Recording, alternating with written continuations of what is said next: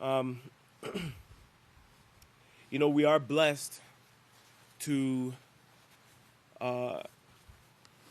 be in the house of Yahweh at this particular time, to have the understanding that we have, to know the plan that's been given to us, that's been shown to us by the last day's witness, Yisrayl Hawkins, and to be able to stand in the gates, within the gates of the house of Yahweh is such an awesome blessing. And we should be glorifying Father Yahweh each and every day, that we have the opportunity to be here at Yahweh's house. And that means anyone who has been called out into Yahweh's house, who has received this calling with thankfulness and gladness. And of course, this encompasses persecution, it encompasses trials, it encompasses tribulation, but all of these things are fitting for the saints. So we'll be picking up on page 328, and we'll be reading from which is chapter 29, persecution number 3. The quartet shown side by side and working with the beastly system that hates the work of Yahweh in these last days. Now we know that this system despises the work of Yahweh in these last days. And at that time, there was a lot of news articles that were going in showing what's going on in Beirut, in Syria, in Iran, and how these things, Pastor showed us how all of these things tie in with Yahweh's prophecy that he has given us concerning this last time period. Okay, this last time period that we're in is the finishing of this portion of Yahweh's work, which is the developing and the calling and the gathering of his holy priesthood. Okay, his priesthood of servants, his priesthood of slaves that will serve the universe. Okay, that are here in order to serve the universe. That's what you and I are called to. It's a mission of servitude. It's a ministry of servitude. Putting ourselves down. That's why Yahweh also placed the laws of tithing, right? If we were just worried about ourselves, not concerned about anyone else, not concerned about the message going out for others to have this opportunity to have peace, joy, and abundant living in their lives, then we would just keep all our money to ourselves. Yahshua Messiah said, where a man's heart, where a man's money is, there his heart will be. Or vice versa, where a man's heart is where his money is. Very loosely quoted. But this is what we have to perform in these last days. So Pastor, of course, he greets us, with his offers of peace, and he lets us know that one of the articles that he's going to go over was perfect for the time period.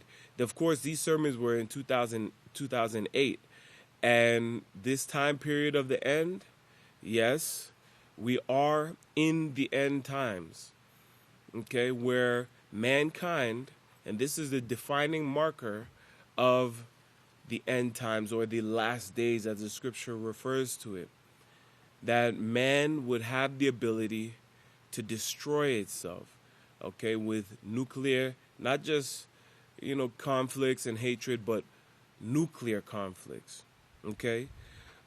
So he was going over this various articles. Let's pick up in verse 9. It says, the Middle East Times. On third day, the Iranian president Mahmoud Ahmadinejad told the Japanese Prime Minister Yasuo Fukuda that influential nations should get ready for a world minus the United States. Okay, that influential nations should get ready for a world minus the United States. And they've been working on that. Those influential nations have been working on that ever since. If you remember, Malachi Martin showed the factions that are working against the United States, namely Russia. Okay, and Russia has its influential nations that are backing it right now. Okay, we know already that there are many nations that are trying to absolve themselves from the responsibility of the petrodollar for being tied to the petrodollar. Okay, this is part of it, being minus the United States. Now, the United States is going to remain a superpower all the way up until the bitter end, but a superpower has super enemies, and that's what we're seeing today. Even with the Palestinians wanting for the quartet to work together so that there can be a roadmap toward peace, renewing their concerns and bringing them in front of the quartet, not wanting it to be just the USA involved in the negotiations, but they want the quartet to be involved. Okay, so this shows that the world doesn't have the trust in the United States. The United States is not looked at as a big brother as it was previously. Okay, so it says on sixth day, the Israeli Deputy Minister Shaul Mufaz said in an interview for the Yediot Aharonot newspaper, which is an Israeli newspaper, if Iran continues with its program for developing nuclear weapons, we will attack it. The sanctions are ineffective. Attacking Iran in order to stop its nuclear plans will be unavoidable. Mufaz, a tougher foreign Israeli Defense Force chief and defense minister, also said Ahmadinejad would disappear before Israel does. Okay? And of course, Ahmadinejad is not in office anymore, but the disdain that Iran has toward the United States and Israel is still very apparent. Although the administration that's in now, in the beginning they sought to make it look like they were willing to work with the United States, but you know, you remember Pastor mentioned that that saying, "It's hard to be humble when you're so perfect like me," and you know, you remember Vladimir Putin so vehemently rejected the notion of America being the standard of a right character. I can't remember exceptionality. I think it was American exceptionality or something along those lines. People are not wanting to be under the oppressive arm of a regime that is willing to bully. Okay, that is willing to bully. And the scripture shows that individuals who are oppressed, you know, that they get desperate. Okay, and they start making plans that they would most likely otherwise not make if the ruling powers of the world were just. Okay, so let's pick up in verse 11. Pastor says, and of course they're replacing people there. Okay, it says they're replacing people. They're still replacing people who don't want nuclear war with people who do. Okay, so in Israel, there was a lot of changes that were occurring in the United States military. There was a lot of changes that was occurring at the top with people who didn't want nuclear war. They were kind of just shuffled out of the way, just kind of moved to the side, right? And replaced with people who were willing to stand up and willing to push that button at a command. Said they were getting ready what the script. They're getting ready for what the scripture shows. If you haven't got this book, the Prophetic Word magazine, you need to get it. Maybe you can see it there. You need to get it. You need to read it. You also need the book Birth of the Nuclear Baby. We do need to brush up on these things and have them ready. Have them ready on the tip of your tongue, because as these things come to pass, it only strengthens our minds and strengthens our resolve in the house of Yahweh, knowing that we have a teacher who is in contact with the house of with the house of Yahweh, yes, of course, but with Yahshua, our most ahab, most honored teacher, guide, and leader. Okay.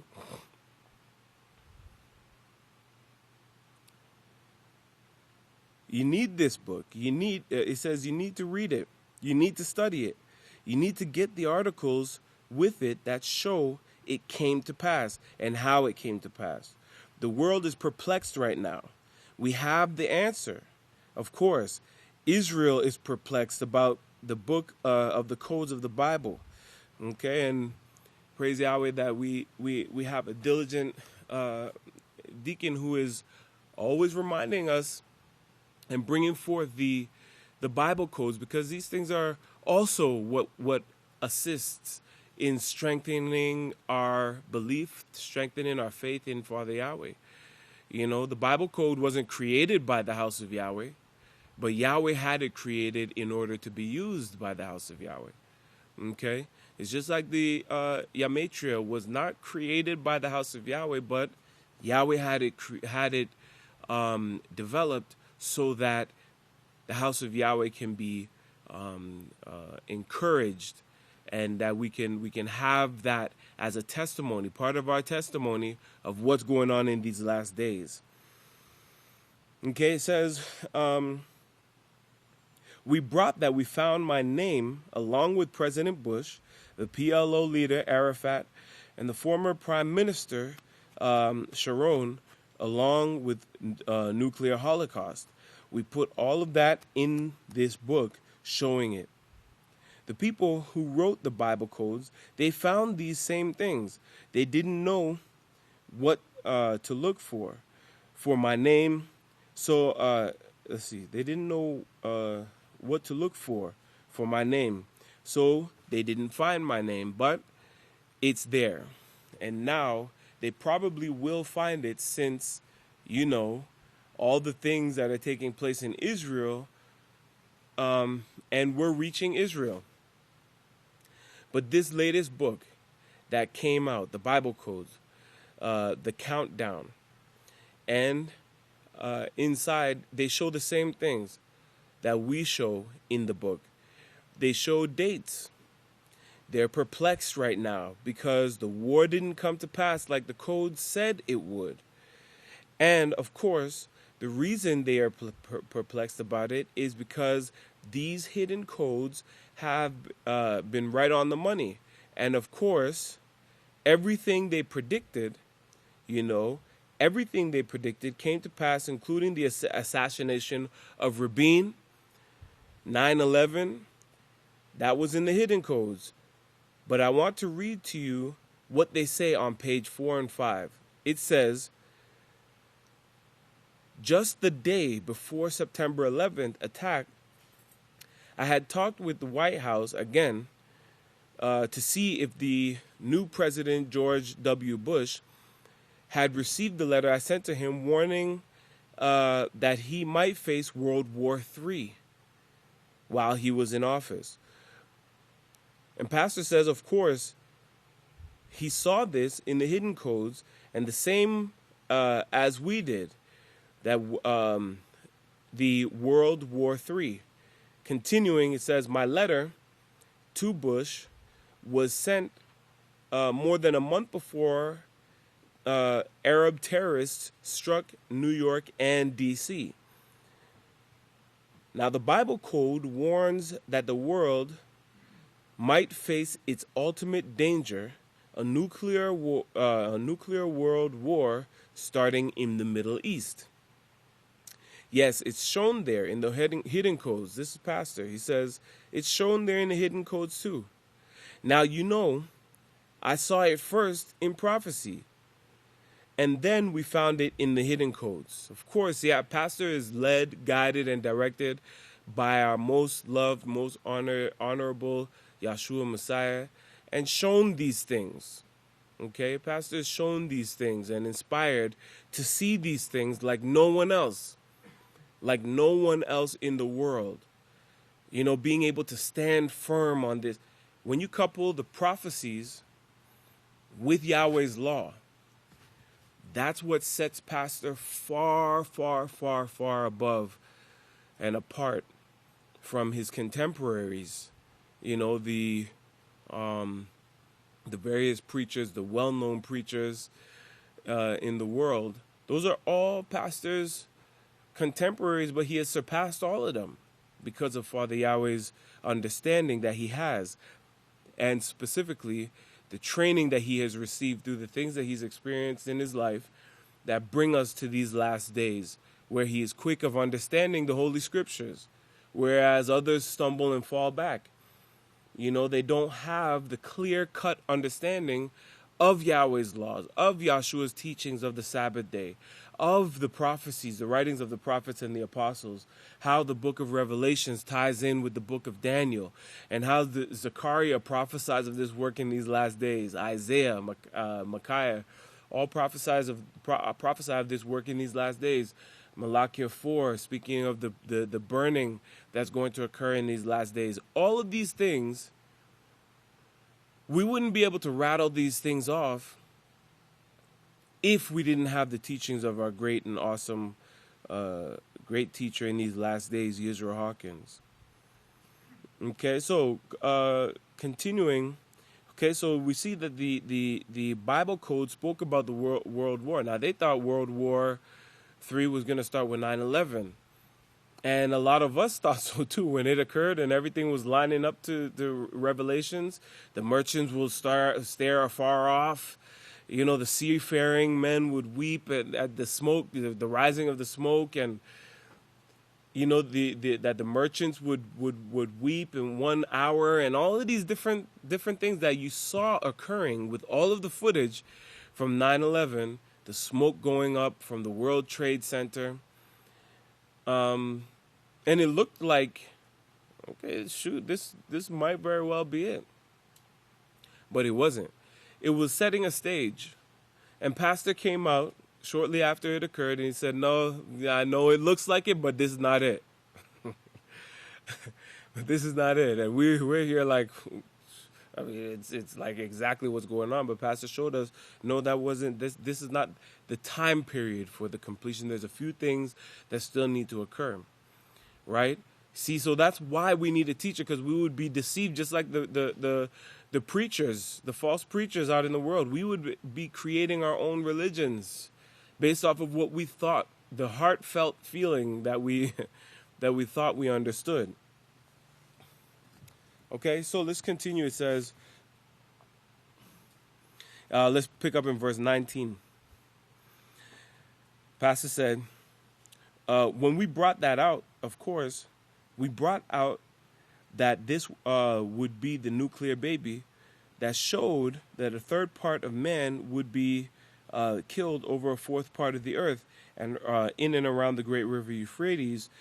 But we brought out that this was the conception of the nuclear baby. Okay, so he showed that because that third part hadn't been destroyed yet, there was no way that the fall of the United States was so imminent.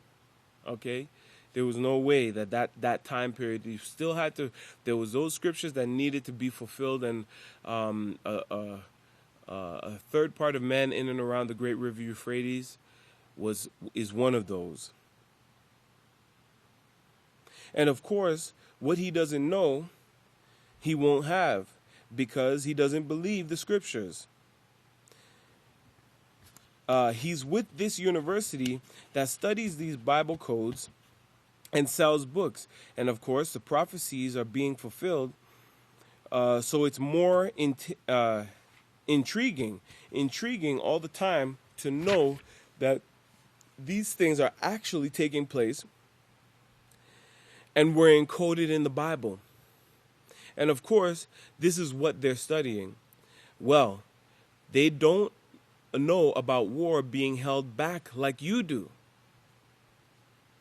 Okay? They don't know about the war being held back. They're just looking for Armageddon, They're looking for, all of these, these beasts to come out of the water and just start eating up New York City and they're looking for those things.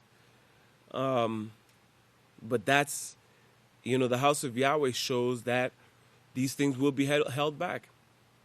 Now, when 9/11 occurred, it did change a lot of things in the United States of America. Homeland Security was developed, and that itself changed the trajectory of things that you see in America from then on. Okay? TSA ramped up everything. They started getting some super technology to be able to look into people's belongings as they were boarding flights. So that definitely changed a lot going on in the United States. Now we have another pandemic. Well, another one, but we have the first of 7 pandemics going on right now. And this is another pivoting point. The world is not going back to what it was previously. It just is not. And from here forward, we are going to be very, very, very glad that I was going to say that we're in the House of Yahweh, but also you'll know what it means to be protected. A lot of the times, we take Yahweh's protection for granted because we don't know exactly what it is. We don't know how it works. We know that we're in the protected place and we are safe, but there's a bunch of trials and tribulations and the daily grind that goes on within the protection of Yahweh's house that makes it very easy for us not to really realize what Father Yahweh is doing and how Father Yahweh is protecting us. Okay? But we're going to know very, very clearly, very, very soon. Okay? And it's up to us to humble ourselves so that we can understand these things and that we'll be thankful to Father Yahweh when we enjoy this protection. Because if we're not thankful to Father Yahweh, we will turn. Okay? We will turn. That thankfulness to Father Yahweh, if it's not developed, if it's not grown within each and every one of us, these wonderful miracles that occur. The book of Yahweh is actually a miracle. For the book of Yahweh to be here in these last days, for us to draw from and read and find Yahweh's truth as it's taught by the House of Yahweh is a miracle, but it's so tangible.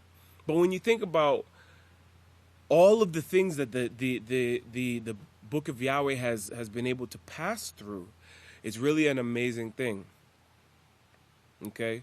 The book burnings, the dark ages, and the book of Yahweh being rested right in the lap of the adversary, but she couldn't alter Yahweh's prophecy.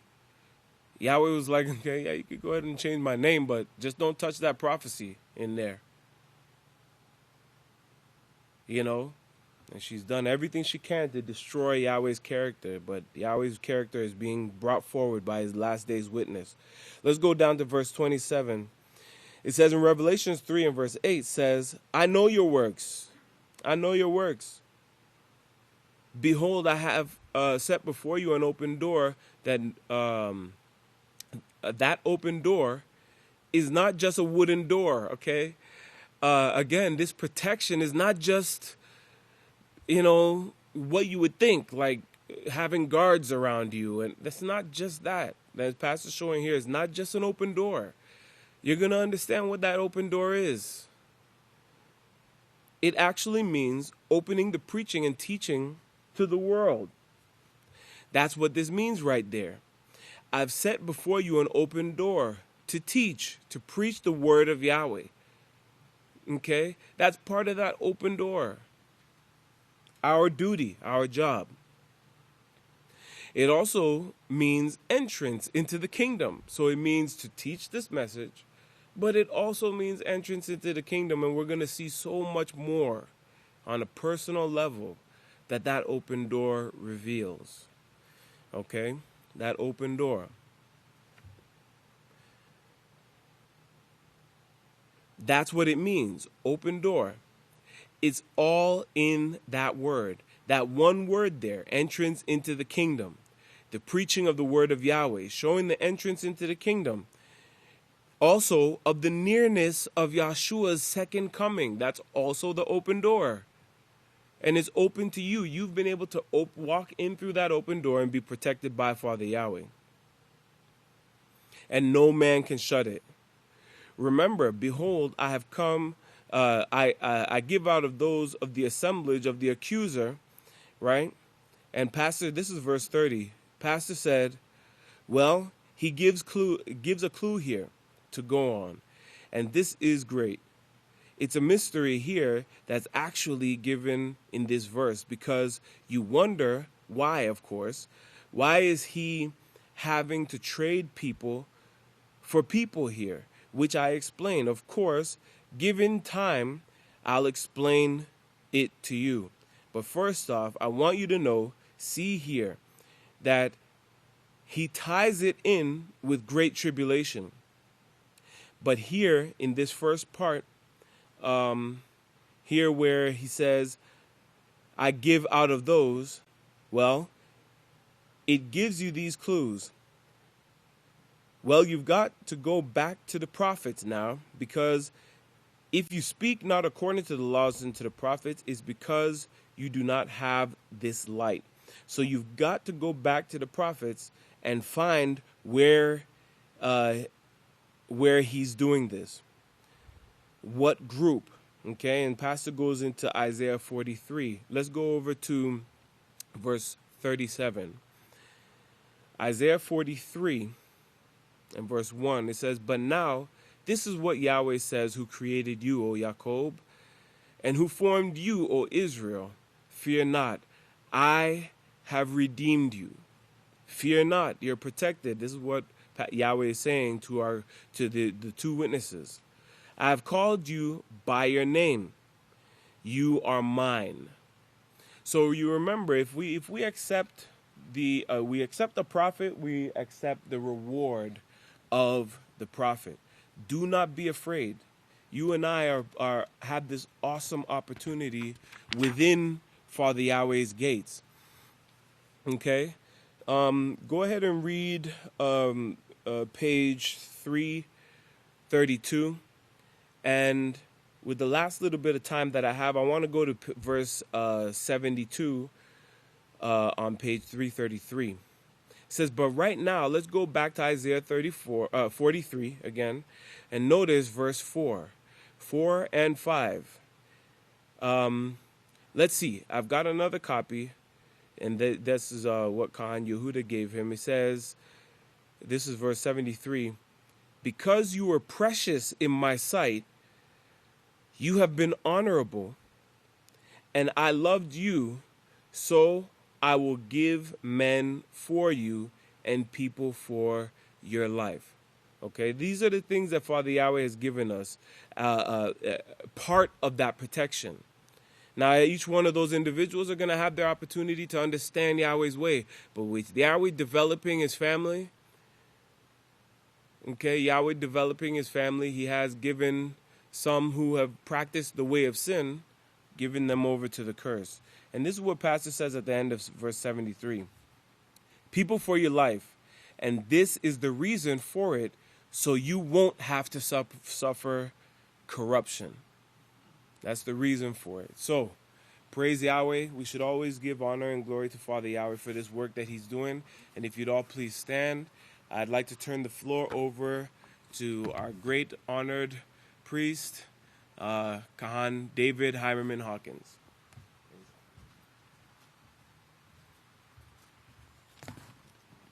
Shalom, everyone. It's an honor and a privilege to address the called out ones of the House of Yahweh. We're going to continue where the great Kahan left off. And this evening we are studying in chapter 29 of the book of Israel, the 8th book of Israel, He Who Rules as Yahweh, Persecuted but Not Forgotten. And we're going to begin in this chapter 29. We're on page 333. Verse 72, we're going to begin in that area.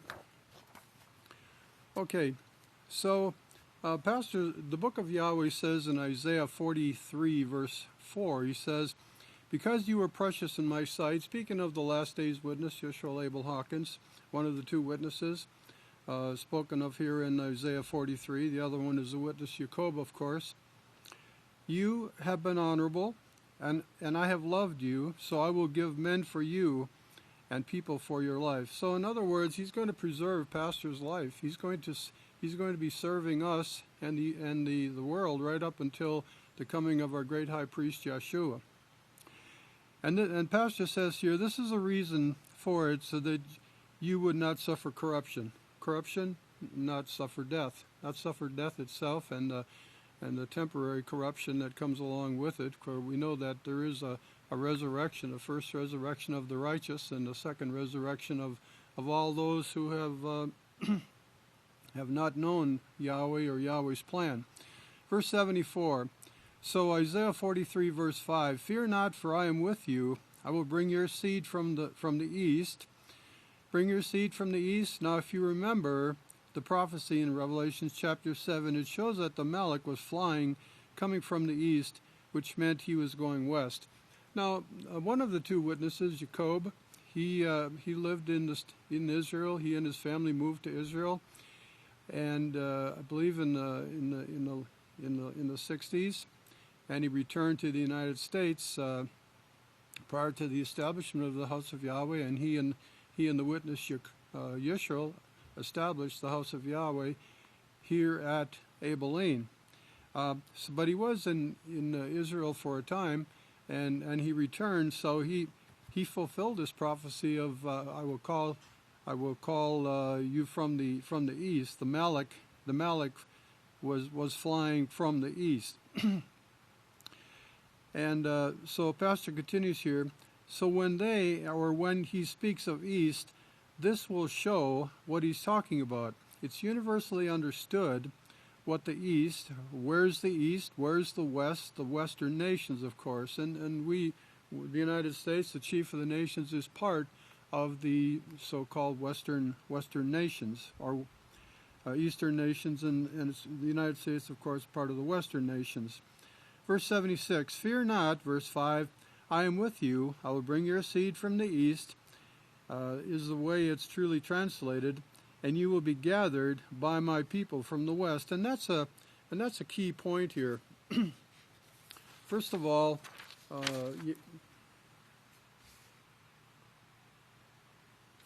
in Matthew chapter 21 and verse 43, you read about the prophecy of a group of people, a congregation of the House of Yahweh that would be in the West in these last days, in a foreign land.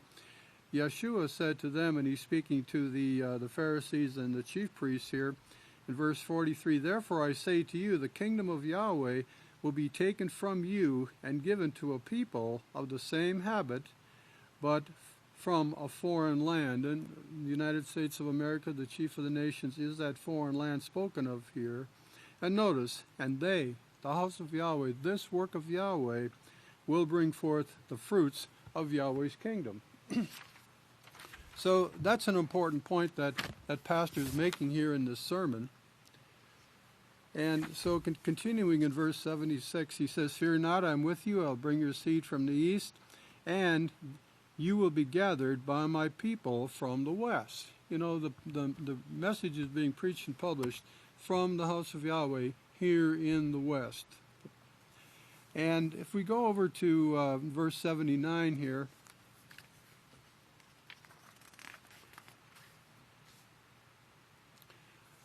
Pastor says here, or actually he says, so properly translated, this should read, "Fear not, I am with you. I will bring your seed from the east, and you would be gathered by my people from the west. And so this is the job of the last day's witness, is to preach and publish in the message from the west, from the United States of America, the chief of the nations. In verse 80 here, Pastor continues, he shows 4 messengers here with the power to bring war, and then he shows of the 12 tribes here. The 4 messengers he's speaking to are the quartet, and that's included in the title on chapter 29 here. It says persecution number 3 sermon here. The quartet shown side by side and working with the beastly system that hates the work of Yahweh in the last days. That's the title of this chapter we're working on here this evening. I have a 10-word definition of the word persecution, which I think covers a lot of the main points that you could define when you use the word persecution. It starts out with the word pursuit. Pursuit of an individual or a group with intent to harm. So that can occur in many different ways or forms or situations, but the intention is to harm that individual or that group. That's persecution. It's 10 words that kind of clarify in my mind what persecution really is. It's intent to harm. It's pursuit with intent to harm. So going back over to verse 81 here, in Revelation 7 verse 1, after these things I saw 4 messengers, the quartet of Revelation here, standing at the 4 corners of the earth holding the 4 winds. And that I've explained many times as the winds of war, shown and starting in chapter 6 of the earth, so that the wind should not blow on the earth, trying to prevent nuclear war. And they're continually trying to prevent nuclear war, but I think they're getting, just as many people today are tiring of guarding against the coronavirus, I think the world leaders are tiring to some extent of the idea of nuclear war being unthinkable. I think they're beginning to think it is thinkable from the tensions that you see in the world today. So chapter 6, of the earth, so that the wind should not blow on the earth, trying to prevent nuclear war. Verse 2, and I saw another Malach ascending from the east, having the seal of the living Father. Then we tie this in with the other prophecies, and we see where the house of Yahweh was established west of the original work, which was Yisrayl, brought to Abelin, Texas, right here. And he cried with a loud voice to the 4 messengers to whom it was given to hurt the earth and the sea, saying, hurt not the earth, neither the sea, nor the trees, until we have sealed the saints of our Father in their foreheads. Going down to verse 86 here.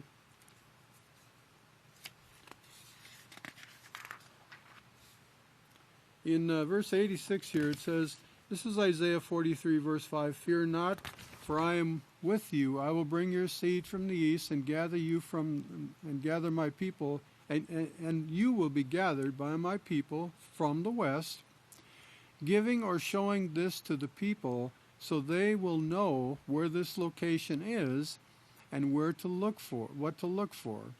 Now, of course, Zechariah shows it is a Babylonish land. That's Zechariah chapter 5 for your reference.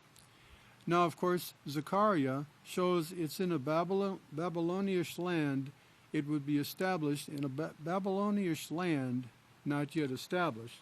Not in 96, or when the prophets wrote about this, was this established? Was the United States established as a nation? When the prophet wrote about this Babylonish land.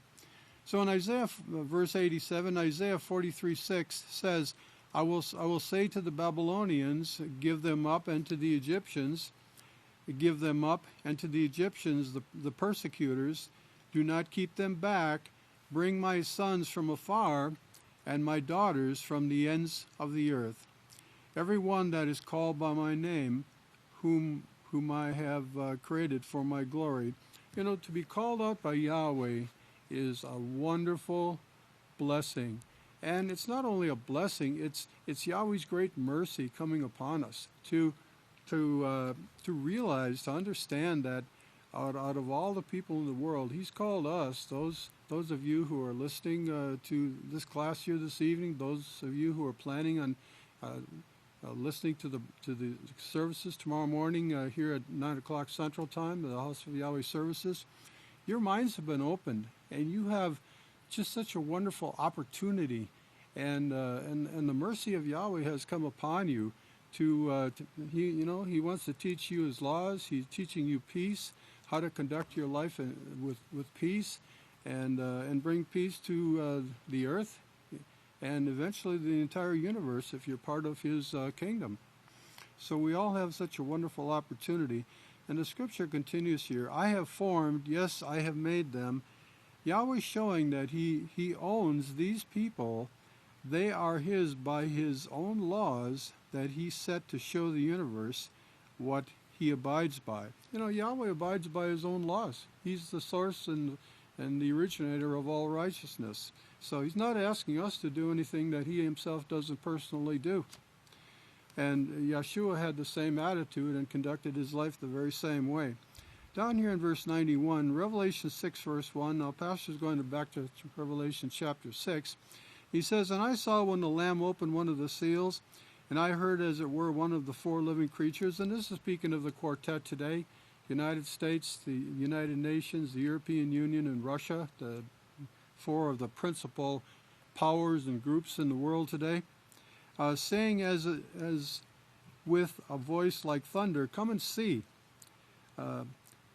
Now, verse 92, now notice what else he sees here. Verse 2, And I looked, and behold, a white horse, and he who sat on it had a bow, and a crown was given unto him, and he went out, conquering and to conquer. Now, this is not Yahweh's way, conquering and to conquer. He wants us to choose righteousness, because He knows that if our hearts are not inclined to follow the laws and believe the prophecies, well, that's a choice. That's a personal choice, and He's not going to force us. He's not going to beat it into us to want to choose His way. We're going to quietly pass away, and if we make a choice to not follow Yahweh, it's a peaceful choice that He gives us. But this system here in verse 2 is a system that goes out conquering and to conquer. Over to verse 96 here. And then in Revelation 6:4 he said, And there went out another horse that was red, and power was granted to him who sat upon it to take peace from the earth, taking peace from the earth, and of course He does it with war, and that they should kill one another, and there was given unto him a great sword. That is, Pastor says, the great power to kill, great power or great powerful devices to kill. And technology has reached to a point today, as I think everyone in the world is aware of, that nuclear war with these massive amounts of nuclear hydrogen destruction that the nations possess can totally wipe out the planet. All life can be killed out if Yahweh were to allow that to occur. That is the great power to kill, great power or great powerful devices to kill. That's what they're getting ready for right now, is this nuclear war, the great power to kill.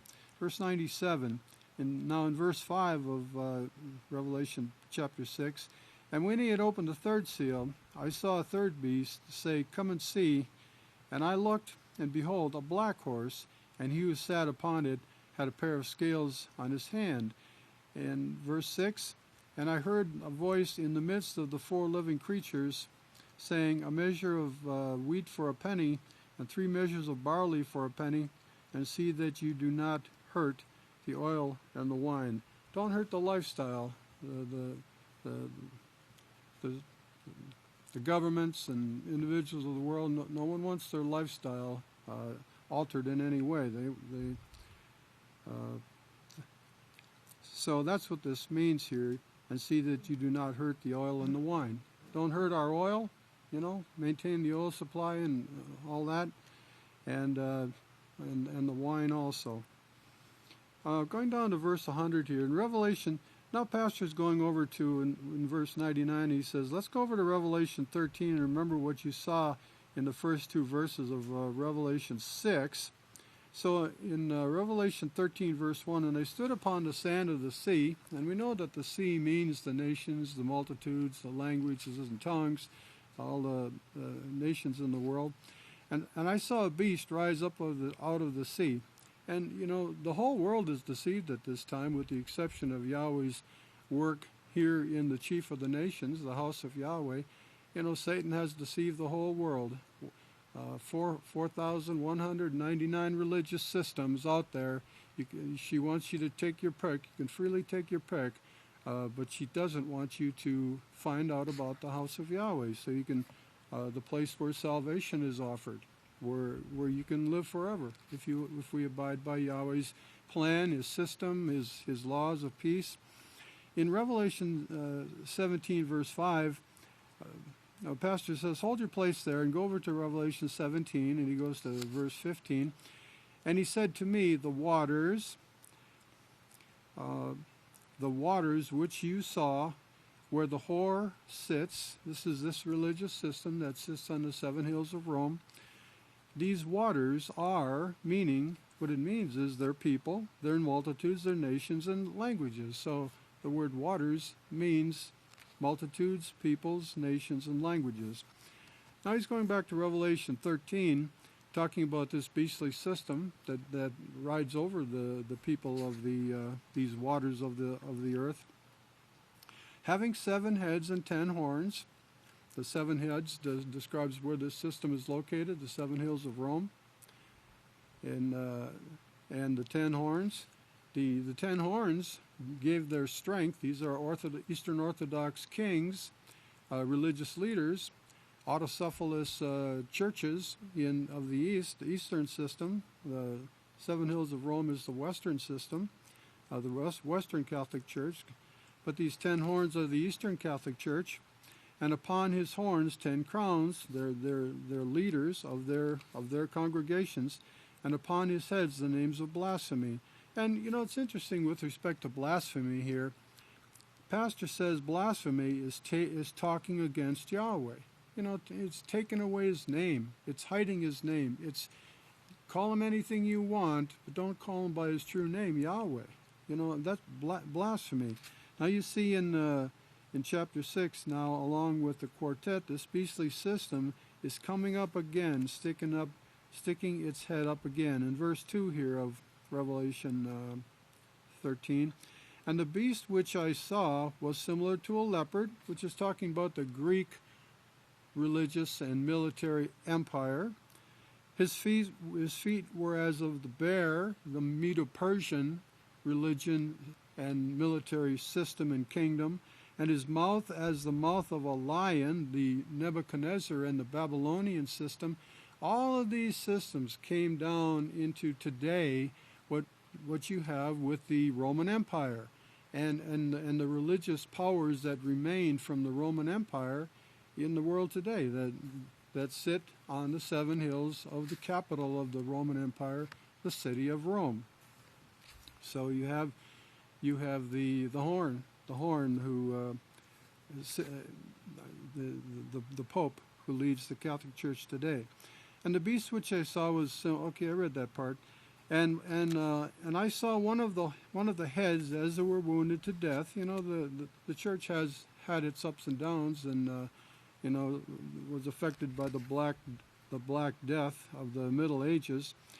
And his deadly wound was healed, and now all the world wondered and followed after the beast. And they worshipped the dragon, which gave power to the beast. The dragon, none other than the Queen of Heaven, none other than Satan, Lucifer, Hillel. She has different names that she's referred to. The Queen of Heaven, but spoken of here by Yeshua, calling that being a dragon. And they worshipped the beast, saying, "Who is like the beast? Who is able to make war with with this beastly system? The answer to that is the only one authorized to do it in these last days is Yahweh's last days witness, Yisrayl Abel Hawkins. He is authorized to contend, to point out to the world what the truth is, in opposition to this system that sits on the seven hills of Rome. Now this beast, verse 106, brings forth a different war than the quartet. Now notice, this is got a little slide sheet for that, because it's an important point that's made here in this chapter. Now this beast brings forth a different war than the quartet.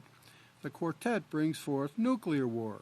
This beast that sits on the seven hills of Rome is bringing forth a war against the holiness of Yahweh, against every bit of the holiness of Yahweh. That's what this beastly system, this religious system, is warring against, the holiness of Yahweh. In verse 108 here, up on the top, and this was the trouble in Yeshua's day too. They were adding to the laws and making them worthless, or weakening the laws when they changed them.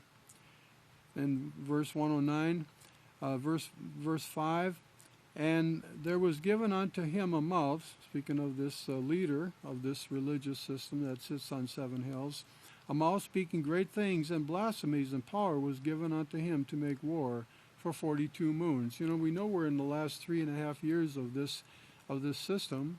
We're actually in a transition from the kingdom of the gods to the kingdom of Yahweh. The things the worldly system is going through right now with this first plague, the virus, is part of the transition from the kingdom of the gods to the kingdom of Yahweh. Verse 110, and he opened his mouth in blasphemy against Yahweh to blaspheme his name, and Pastor says, yes, to take away his name from the people. What an awesome blessing we here in the House of Yahweh, and those of you who are listening, have, knowing that the name of our Heavenly Father is Yahweh. What an awesome blessing you have. Blessed are you. And they don't do this directly now. You've got to remember this was done with propaganda against anyone who reads the scriptures, and this is what they are saying about the rabbis. Down to verse 111. This is setting a stage in your mind that anyone who is sitting here trying to understand the laws of Yahweh and reading it, there's something wrong with that person. And this is part of the propaganda against those who study the Holy Scriptures. Study at the feet of the last days witness, Yisrayl Hawkins. The propaganda is that anybody who studies their Bible is a little bit off center, in their thinking. But that's what Satan wants the people of the world to believe. Verse 112, blasphemes his name and his house.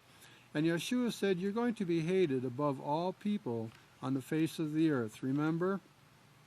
Verse 113, verse 7 of this chapter 13. And it was given unto him to make war with the saints. Make war with the saints, Pastor says. Make war with the saints. Well, we see the same thing in Daniel when he makes war with the saints by attacking the laws. That's how Satan does it. She attacks the laws. Verse 114 here on page 336. Now, this went on for many, many years. The mystery of iniquity is already in action, as 2 Thessalonians said. And they had their witch hunts, and they destroyed the house of Yahweh, wiped them out.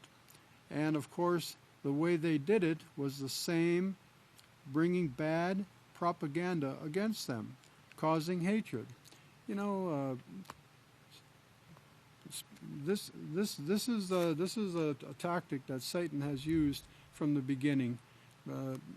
Cain bringing hatred and bad propaganda against Abel. Right up until this present day, there's nothing new under the sun in the way Satan attacks the house of Yahweh, Yahweh's established work. It's through bad propaganda, spreading lies and innuendos and false information. And of course, the way they did it was the same, bringing bad propaganda against them, causing hatred until they had them killed. And in those many killings, even the 12 apostles were killed. We have records of 11 of the 12 apostles were being killed.